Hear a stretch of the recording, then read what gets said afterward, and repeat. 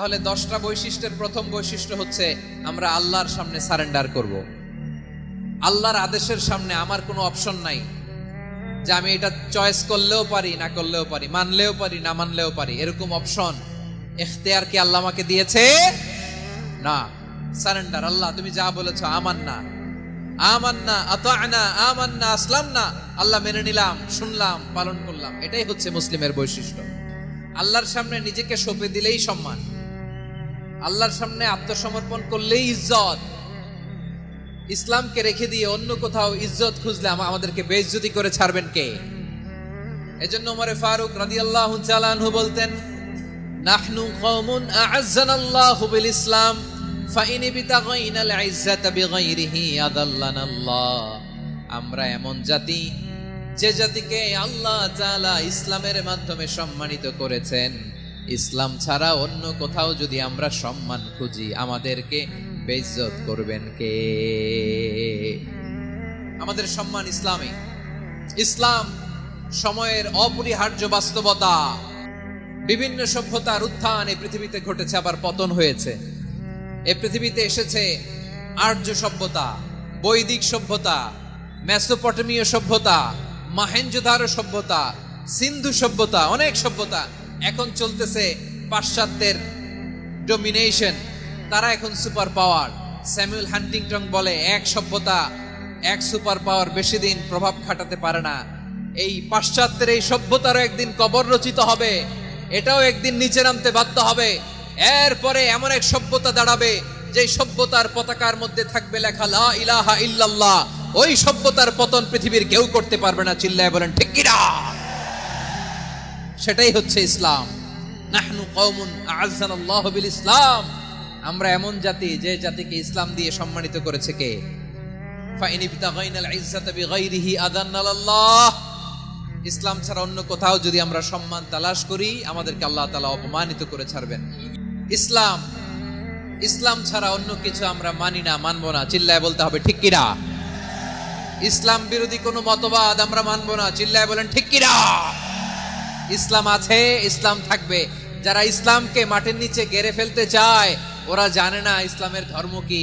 ইসলাম চারা বীজের মতো, ইসলামকে জমিনের ভিতরে গেড়ে দিতে চাইলে এটা শাখা প্রশাখা নিয়ে আসমানের দিকে, উপরের দিকে উঠে যায়। চিল্লায় বলেন ঠিক কিনা?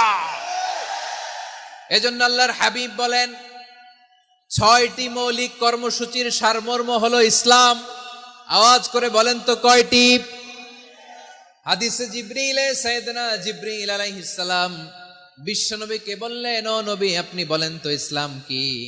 ইয়া মুহাম্মদ আখবিরনি আনিল ইসলাম। ইসলাম কারে বলে আপনি বলেন। আল্লাহর হাবিব বললেন, আল ইসলামু আন তাশহাদা আন লা ইলাহা ইল্লাল্লাহ ওয়া আন্না মুহাম্মাদার রাসূলুল্লাহ ওয়া তুকিমাস সালাতা ওয়া তুতিয়াজ যাকাতা ওয়া তাসুমা রমাদানা ওয়া তাহুজ্জাল বাইতা মান ইসতাতাআ ইলাইহি সাবিলা। আল্লাহর হাবিব ফরমান 6টি মৌলিক কর্মসূচির সারমর্ম হলো ইসলাম। এক হলো তুমি সাক্ষী দিবা আল্লাহ ছাড়া কোনো ইলাহ নাই, মুহাম্মদ ছাড়া রাসূল নাই, তিনি আমাদের রাসূল। সালাত কায়েম করবা, যাকাত আদায় করবা, সামর্থ্য থাকলে আল্লাহর ঘরে হজ করতে যাবা। এই 6টা কর্মসূচির সারমর্মের নাম হলো ইসলাম। ময়মনসিংহবাসী আওয়াজ করে বলেন, এই 6টা কর্মসূচির সারমর্মের নাম কি? তাহলে ইসলাম কারে বলে বুঝতে পারছেন? তাহলে 10 নম্বরের 1 নম্বর আমরা বুঝে ফেলছি। ইন্নাল মুসলিমিনা ওয়াল মুসলিমাতি। আল্লাহ বলেন মুসলিম পুরুষ এবং নারী আমার কাছে প্রিয় যারা আমি আল্লাহর আদেশের সামনে নিজেদেরকে সোপর্দ করে দেয়, সারেন্ডার করে দেয়। আমি আল্লাহর বিধানের সামনে নিজেকে সঁপে দেয়। আমি আল্লাহর ইচ্ছার সামনে নিজের ইচ্ছা বিসর্জন দেয়। আমি আল্লাহর সামনে সে সারেন্ডার করে, আত্মসমর্পণ করে, সেই মুসলিম। ঠিক কিনা বলেন?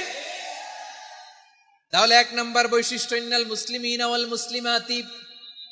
এরপরে আল্লাহ বললেন ওয়াল মুমিনিনা ওয়াল মুমিনাতি। বিশ্বাসী নারী এবং পুরুষ, আত্মসমর্পণকারী নারী এবং পুরুষ যেমনি আল্লাহর কাছে প্রিয়, ঈমানদার পুরুষ এবং নারীরাও আল্লাহর কাছে প্রিয়। পড়েন সুবহানাল্লাহ। মুমিনিনা ওয়াল মুমিনাতি। দেখেন আমি আলোচনার শুরুতেই বলেছি এই আয়াতে আল্লাহ তাআলা পুরুষদের কথা বলার সাথে সাথে পাশাপাশি কাদের কথা বলেছেন? নারীদের কথা। আওয়াজ করে বলেন কাদের কথা? নারীদের কথা বলেছেন।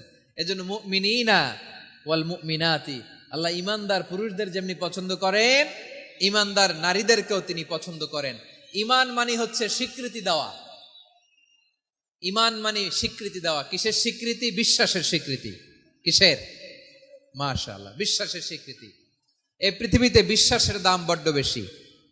এই পৃথিবীতে সবচেয়ে দামি জিনিস কি? বিশ্বাস। বিশ্বাস ছাড়া এই জগৎ চলে? স্বামী স্ত্রীর সম্পর্ক কিসের উপর টিকে থাকে বলেন তো? হ্যাঁ, বিশ্বাসের উপর টিকে থাকে। স্বামী স্ত্রীর সম্পর্ক টিকে থাকে বিশ্বাসের উপর। আচ্ছা, পার্টনারশিপে যারা ব্যবসা করেন, পার্টনারশিপের বিজনেস, এটা টিকে থাকে কিসের উপর? বিশ্বাসের উপর। এই জগৎটাই চলে বিশ্বাসের উপর। বিশ্বাসীরা এই পৃথিবীতে না থাকলে আল্লাহ এই পৃথিবীও টিকায় রাখতেন না। একজন বিশ্বাসী এই পৃথিবীর বুকে বেঁচে থাকলে আল্লাহ তাআলা এই পৃথিবী ধ্বংস করবেন না। চিল্লায় পড়েন আল্লাহু আকবার। এই পৃথিবীর সবচেয়ে দামি বস্তু বিশ্বাস, সবচেয়ে দামি।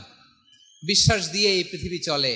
এজন্য জ্ঞানীরা বলে বিশ্বাসে মিলায় বস্তু, তর্কে বহুদূর। বলে না? বিশ্বাসে মিলায় বস্তু, তর্কে বহুদূর। বিশ্বাসে এই পৃথিবী টিকে থাকে।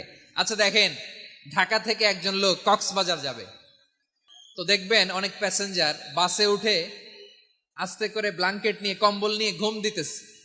ঘুম দেখেন তার কি বিশ্বাস ড্রাইভারের উপরে। এই বাস তো তারা চালাইতে চালাইতে নওগাঁ নিয়ে যেতে পারে, এই বাস তো তারা নিয়ে পঞ্চগড় ছেড়ে দিতে পারে, কিন্তু তার কোনো টেনশন নাই।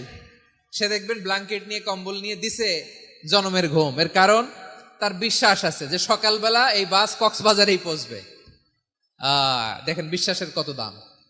ঢাকা থেকে জেদ্দা ওমরা করতে যারা যান, দেখবেন 40,000 ফিট উপরে বিমানে অনেকে কম্বল চাপা দিয়ে ঘুম দিতেছে। ঘুম।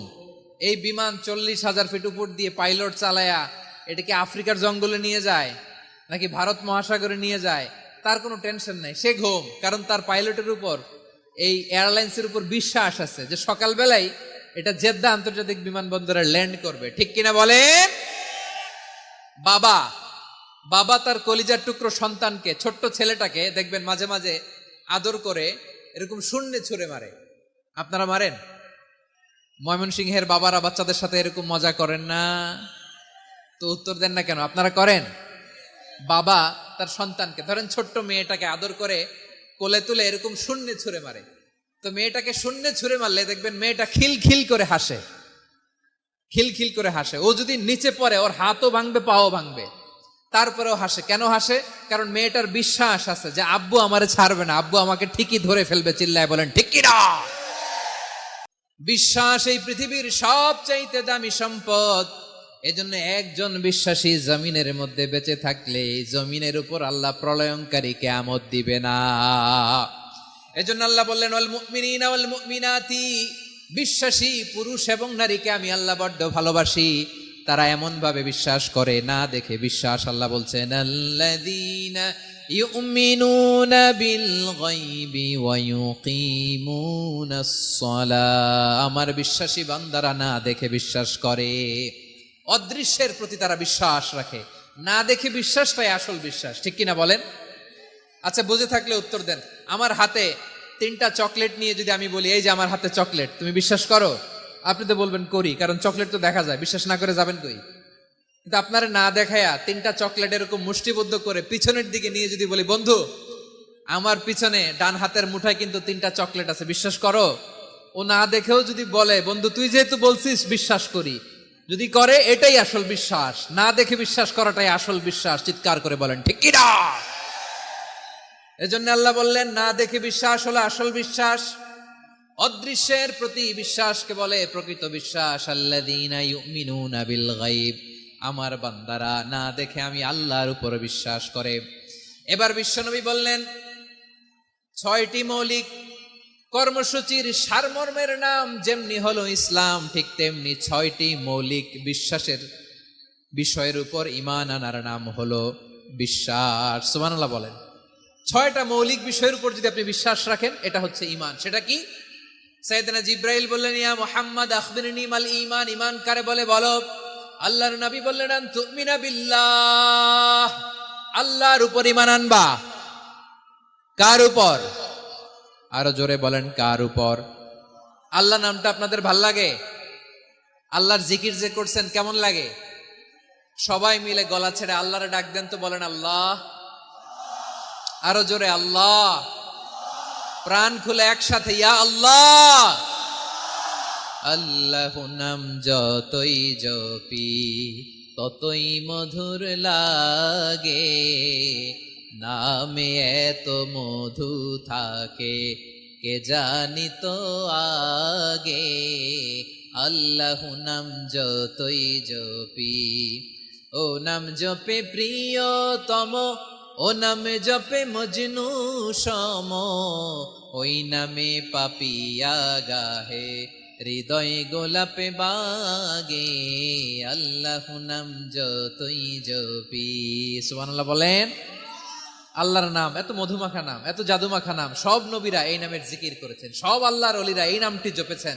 এজন্য এই নাম জপলে হৃদয় শান্ত করে দেয় কে? এজন্য আওয়াজ করে আল্লাহরে আবারও ডেকে বলেন ইয়া আল্লাহ। বিশ্বনবী বললেন ঈমান মানিয়ান তুমিনা বিল্লাহ, আল্লাহর উপর ঈমান আনবা, ওয়া মালাইকাতিহি ফেরেশতাদের উপর ঈমান আনবা, ওয়া কুতুবিহি আল্লাহর পাঠানো কিতাবের উপর ঈমান আনবা, ওয়া রুসুলিহি রাসূলের উপর ঈমান আনবা, ওয়াল ইয়াউমিল আখিরি শেষ বিচারের প্রতি ঈমান আনবা, ওয়া তুমিনা বিল কদরি খাইরিহি ওয়া শাররিহি আল্লাহর দেয়া তাকদীরের উপর ঈমান আনবা। ঠিক কিনা বলেন? তাহলে এই 6টা মৌলিক বিষয়ের উপর বিশ্বাসকে বলে ঈমান। আল্লাহ ওই ঈমানদারদেরকে পছন্দ করে যাদের ঈমান এরকম মজবুত। আল্লাহ বললেন ওয়াল মুমিনিনা ওয়াল মুমিনাতি, ঈমানদার পুরুষ এবং নারীরাও আমার কাছে বড্ড প্রিয়। তাহলে আমার প্রিয় ভাইয়েরা, ইসলাম যেমনি বুঝেছেন সারেন্ডার, ঈমান মানে হচ্ছে বিশ্বাস, বিশ্বাসের স্বীকৃতি। এই বিশ্বাস না থাকলে ওই মানুষের কোনো দাম নাই। ঈমান ছাড়া নেক আমলের কোনো দাম নাই। ঈমান হলো সংখ্যার মতো, নেক আমল হলো শূন্যের মতো। বুঝে থাকলে উত্তর দেন, ঈমান কিসের মতো? কথা বলে না, বুঝে নাই বোধহয়। ঈমান কিসের মতো? সংখ্যা। আর নেক আমল শূন্য। আচ্ছা, আপনি ঈমান আনেন না, ঈমান ছাড়া খালি নেক আমল, তাহাজ্জুদ, নামাজ, রোজা, জিকির, আজকার, এক এক ইবাদতের কারণে খালি শূন্য পাইতেছেন। শূন্য পেতে পেতে পেতে পেতে হাজারটা শূন্য। এটার কোনো দাম আছে? কথা কয় না, দাম আছে। কিন্তু আপনি ঈমান আনার পর একটা সংখ্যা পেয়ে গেলেন, এক। এবার নেক আমল করলেই একের পাশে শূন্য বসে গেলে কত হয়? 10। এবার আবার দান করলেন, আরেকটা শূন্য পাইছেন, কত হইছে? এবার আল্লাহর কোরআনের তেলাওয়াত করলেন, আরেক শূন্য, কত হইছে? এবার জিকির করলেন, আরেক শূন্য, কত হইছে? আবার ভালো কাজ করলেন, আরেক শূন্য, কত হইছে? এখন যত সৎকর্ম নেক আমল করেন, শূন্য যত বাড়ে, এটার দাম আছে না নাই?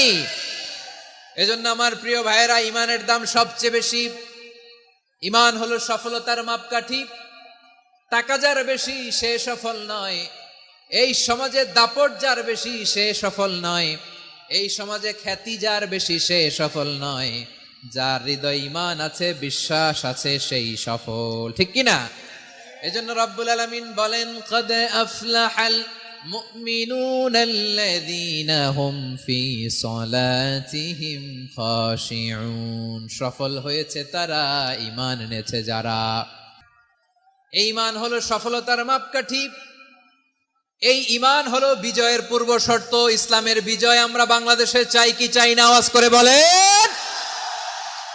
রব্বুল আলামিন বলেন ওয়ালা তাহিনু ওয়ালা তাহজানু ওয়া আনতুমুল আ'লাউনা ইন কুনতুম মুমিনিন। তোমরা চিন্তিত হয়ো না, ভেঙে পড়ো না, হতাশ হয়ো না, চিন্তিত হয়ো না, তোমাদেরই বিজয় হবে যদি তোমরা মুমিন হও। ঠিক কিনা বলেন?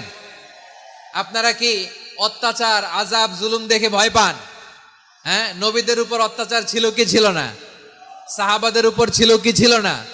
এজন্য কোনো অত্যাচার, হুমকি, দামকি, জেল, জরিমানা মুমিনকে তার ঈমানের রাস্তা থেকে এক বিন্দু পরিমাণ পেছনে হটাতে পারে না। চিল্লায় বলো ঠিক কিনা? আমরা জেনে বুঝেই এই রাস্তায় এসেছি, এই রাস্তা থেকে আমাদেরকে কেউ পেছনে সরাতে পারবে না। চিৎকার করে বলেন ঠিক কিনা? আল্লাহ আমাদেরকে সুসংবাদ দেন ওয়ালা তাহিনু ওয়ালা তাহজানু ওয়া আনতুমুল আ'লাউনা ইন কুনতুম মুমিনিন। হতাশ হয়ো না, নিরাশ হয়ো না, ভেঙে পড়ো না, তোমাদেরই বিজয় হবে যদি তোমরা মুমিন হও। এজন্য ঈমানের পথে আমরা থাকতে চাই কি চাই না? ঈমানের পথে অবিচল থেকে আমার মরণ যেন হয়। সবাই পড়েন আমিন। ঈমানের পথে অবিচল থেকে আমার মরণ যেন হয়। তোমারই কাছে মিনতি আমার, তোমারই কাছে মিনতি আমার, মহামহিম দয়াময়। ঈমানের পথে অবিচল থেকে আমার মরণ যেন হয়। পড়েন আমিন। তাহলে ইন্নাল মুসলিমিনা ওয়াল মুসলিমাতি, আল্লাহ বলে যে নারী এবং পুরুষ আমি আল্লাহর বিধানের সামনে আত্মসমর্পণ করে তাদের আমি ভালোবাসি। আবার যে নারী এবং পুরুষ আমার উপর, আখিরাতের উপর, নবীর উপর বিশ্বাস স্থাপন করে তাদেরকে আমি ভালোবাসি। বিশ্বাস হলো সবচাইতে দামি, ঠিক কিনা? তাহলে মুসলিমিন মুসলিমাত গেল, মুমিনিন মুমিনাত গেল। এরপরে আল্লাহ তাআলা বলেন ওয়াল কানিতিনা ওয়াল কানিতাত, অনুগত নারী ও পুরুষ, অনুগত, obedient to Allah, they present their highest loyalty to Allah, যারা আল্লাহর সামনে নিজেদের আনুগত্যের সর্বোচ্চ নমুনা পেশ করে, যারা আল্লাহর সামনে অনুগত হয়ে অটল থাকে, আল্লাহর আনুগত্যে নিজেকে যারা পেশ করে তাদেরকে বলে কানিতিন কানিতাত, অনুগত বান্দা এবং বান্দি, অনুগত পুরুষ এবং নারী। ওয়াল কানিতিন ওয়াল কানিতাত, অনুগত বান্দা বান্দিদেরকে আল্লাহ বড্ড ভালোবাসেন। আল্লাহ বলেন হাফিযু আলাস সালাওয়াতি ওয়াস সালাতিল ওয়ুসতা ওয়া কুমু লিল্লাহি কানিতিন, তোমরা নামাজগুলোকে যত্নের সাথে আদায় করো, বিশেষ করে মধ্যম নামাজ, আসরের নামাজ। আর আমি আল্লাহর সামনে যখন দাঁড়াবা, আমি আল্লাহর সামনে যখন দাঁড়াবা অনুগত হয়ে দাঁড়াবা। আল্লাহর সামনে নামাজে যখন দাঁড়াবো অনুগত হয়ে দাঁড়াবো। অনুগত, আনুগত্যের সর্বোচ্চ টুকুন আমরা আল্লাহর সামনে পেশ করব। কেমন করে নিজের আনুগত্য প্রকাশ করতে হয় প্রিয় ভাইয়ের, আসুন বিষ্ণু ঈসা ইসলামের জীবনী থেকে দেখি। আল্লাহর হাবিব রাহমাতাল লিল আলামিন কেমন করে তিনি আল্লাহর সামনে আনুগত্য পেশ করতেন। আম্মা জানা আয়েশা রাদিয়াল্লাহু তাআলা আনহা বলেন কানা ইয়াকুমু মিনাল লাইলি হাত্তা তাতাফাত্তারা কদামা, আমার নবী তাহাজ্জুদের জায়নামাজে যখন দাঁড়াতেন এত লম্বা সময় দাঁড়িয়ে দাঁড়িয়ে তিনি কিয়াম করতেন, কেরাত পড়তেন। দাঁড়িয়ে থাকতে থাকতে থাকতে থাকতে আমার নবীর বরকতপূর্ণ, আমার নবীর মোবারক পা দুটো এইরকম ফুলে যেত। আমার নবীর পা গুলো ফুলে যেত দাঁড়িয়ে থাকতে থাকতে, বিষ্ণু ঈসা ইসলামের পা ফুলে যেত। আম্মা জান আয়েশা এটা খেয়াল করতেন। খেয়াল করে বলতেন ইয়া রাসূলুল্লাহ কদ গফারাল্লাহু লাকা মা তাকদ্দামা মিন যামবিকা ওয়া মা তাআখার, ও নবী নিজের দেহের উপর কেন এত কষ্ট দেন? কেন রাত জেগে এরকম তাহাজ্জুদের জায়নামাজে দাঁড়িয়ে থাকতে থাকতে পা দুটো আপনার ফুলে যায়, কেন কষ্ট করেন? আল্লাহ কি বলে নাই ও নবী আপনার আগের গুনাহ মাফ, পরের গুনাহ মাফ? আসলে বিশ্ব নবীর কোনো গুনাই নাই। নবীরা মাসুম হয়, নিষ্পাপ হয়। তারপরে বিশ্ব নবীর মর্যাদা স্ট্যাটাস বোঝানোর জন্য আল্লাহ বলেন নবী আপনার আগের পরের সব গুনাহ আমি আল্লাহ মাফ করে দিলাম। আম্মা জানা এসে বলে না নবী আগের গুনাহ মাফ, পরের গুনাহ মাফ, আপনি মাসুম নিষ্পাপ, তারপরেও তাহাজ্জুদের জায়নামাজে কেন এত কষ্ট করেন? বিশ্বনবী জবাবে বলেন আফালা উহিব্বু আন আকুনা আবেদান শাকুরা, ও আয়েশা আমি কি শুকরগুজার বান্দা হব না? আমি কি শুকরগুজার হব না? আল্লাহ আমার সব মাফ করে দিছে, ঠিক আছে, আমার গুনাহ নাই, ঠিক আছে, কিন্তু আল্লাহর নাজ নেয়ামত ছাড়া তো এক মুহূর্ত আমার পক্ষে বেঁচে থাকা সম্ভব না। সে আল্লাহর নেয়ামতের শুকরিয়া হিসাবে আমার কি শুকরগুজার হওয়া উচিত না? আফালা উহিব্বু আন আকুনা আবদান শাকুরা, আমি কি শুকরগুজার বান্দা হব না? ও আমার ভাইয়েরা, বিশ্বনবী ঠিক এমন ভাবে আনুগত্যের নমুনা দেখাতেন। এখানেই শেষ নয়। আম্মা জানা এসে বলেন তাহাজ্জুদের জায়নামাজে দাঁড়িয়ে থাকতে থাকতে ফালাম ইয়াজাল ইয়াবকি হাত্তা বাল্লা লিহিয়াতাহু, আমার নবী কেরাত পড়তে পড়তে কাঁদতে কাঁদতে দাড়ি বেয়ে বেয়ে ওনার পানি ঝরতো। আরেক জায়গায় এসেছে হাত্তা বাল্লা হাজারাহু, নবীর জামা ভিজে যেত চোখের পানিতে। অন্য বর্ণনায় এসেছে হাত্তা বাল্লাল আরদা, সিজদায় লুটিয়ে পড়ে যখন বিশ্বনবী কান্না করতেন, বিশ্বনবীর চোখের পানি দিয়ে জমিন ভিজিয়ে যেত, জমিন ভিজিয়ে দিতেন। কি আনুগত্য, কি আনুগত্য। এরপরে নামাজ শেষে দোয়ার মধ্যে বিশ্বনবী বলতেন, আল্লাহুম্মা ইন্নী আবদুক, ও আমার আল্লাহ আমি আপনার দাস, ওয়াবনু আবদিক, দাসের ঘরের দাস, ওয়াবনু আমাতিক, দাসীর ঘরের দাস। সুবহানাল্লাহ, কি বিনয়। দোয়াতে বলতেন, আল্লাহ আমি আপনার দাস, দাসের ঘরের দাস মানে আমার বাবা আব্দুল্লাহ আপনার দাস, দাসীর ঘরের দাস মানে আমার মা আমিনা আপনার দাস। সুবহানাল্লাহ। নাসিয়াতি বিয়াদিক, আমার মাথার চুলের ঝুঁটি আপনার হাতের মুঠোয়, আপনি যেখানে টানেন ওইখানে আমি যেতে বাধ্য। আপনি আমার চুল ধরে ডানে টান দিলে আমি ডানে যাই, বায়ে টান দিলে আমি বায়ে যাই, আমার কোনো ক্ষমতা নাই, সব ক্ষমতা আপনার। দেখেন, যেই নবীর কোনো গুনাহ নাই উনি দোয়ার সময় বলতেন, আল্লাহ আমি আপনার দাস, দাসের ঘরের দাস, দাসীর ঘরের দাস, আমার মাথার চুলের ঝুঁটি আপনার হাতের কবজার ভিতরে, এদিকে টান দিলে আমি এদিকে যেতে বাধ্য, ওদিকে টান দিলে ওদিকে যেতে বাধ্য। যেই নবীর কোনো গুনাহ নাই নামাজে দাঁড়িয়ে থাকতে থাকতে পা ফুলায় ফেলতেন। যেই নবী নিষ্পাপ, কোনো গুনাহ নাই, কাঁদতে কাঁদতে দাড়ি ভিজায় ফেলতেন, জামা ভিজায় ফেলতেন, সিজদায় পরে জমিন ভিজায় ফেলতেন। পড়েন সুবহানাল্লাহ। তাহলে আমাদেরকে কেমন অনুগত হওয়া উচিত? আমাদেরও তো গুনাহ নাই নাকি? বিশ্বনবীর যেমনি গুনাহ নাই আমাদেরও তো গুনাহ নাই না? গুনাহ টুনা আছে আপনাদের? হ্যাঁ, যে বিশৃঙ্খলা করতেছেন গুনাহ তো নাই আপনাদের? হ্যাঁ, গুনাহ আছে আমাদের? গুনাহ নাই কার? দেখি হাত তোলেন তো, যে হুজুর আমি কোনোদিন কোনো পাপ করি নাই, নিষ্পাপ, বেগুনা, মাসুম, জান্নাত থেকে পালায় আসছি। জান্নাত থেকে পালায় আসছেন এরকম কে আছেন দেখি তো? আছে এরকম কেউ? আছে? নাই। আমরা সবাই পাপী, আমাদের পাপের কোনো শেষ নাই। আওয়াজ করে বলেন ঠিক কিনা? তাহলে আসুন আমরাও বিশ্বনবীর মতো অনুগত হই, অনুগত হয়ে আল্লাহর কাছে চাই। এই যে আল কানিতিনা ওয়াল কানিতাতি, মানে অনুগত বান্দা এবং বান্দি। আমরা দোয়ায় কুনুত পড়ি না? কুনুত কোন নামাজে? কোন নামাজে? বিতরের নামাজে কি দোয়া পড়ি?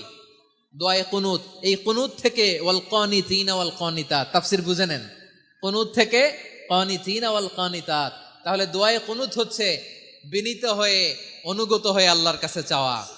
আমরা তখন দাঁড়িয়ে বলি, আল্লাহুম্মা ইয়্যাকা না'বুদু ওয়া লাকা নুসাল্লি ওয়া নাসজুদ ওয়া ইলাইকা নাসআ ওয়া নাহফিদ নারজু রাহমাতাকা ওয়া নাখশা আযাবাকা ইন্না আযাবাকাল জিদ্দা বিল কুফফারি মুলহিক।